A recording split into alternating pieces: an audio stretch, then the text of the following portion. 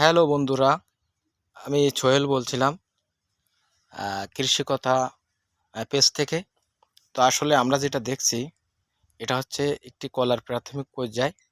তো দেখেন, মানে আসলে এত নিচ থেকে কলা গাছের এই ফুলগুলো হাতে কিন্তু সবাই নিতে পারে না। তো দেখেন, এটা হচ্ছে মুসা। এটাই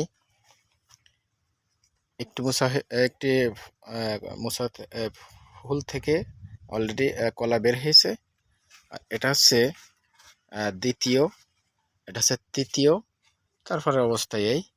কিন্তু এই যে কলাটি দেখছেন, এটা কিন্তু হচ্ছে সেই বিনা মোসা কলা। বিনা মোসা কলার বৈশিষ্ট্য হচ্ছে এই কলা হতে হতে হতে হতে এক সময় এই মুসা আর থাকবে না। তো আপনারা অনেকেই কমেন্ট করছিলেন যে বিনা মোসা কলার প্রাথমিক পর্যায়ে দেখাবেন। তো আজকে আপনাদের প্রাথমিক পর্যায়ে দেখালাম। তো যারা দেখেছেন তারা একটু লাইক দিবেন, কমেন্ট দিবেন।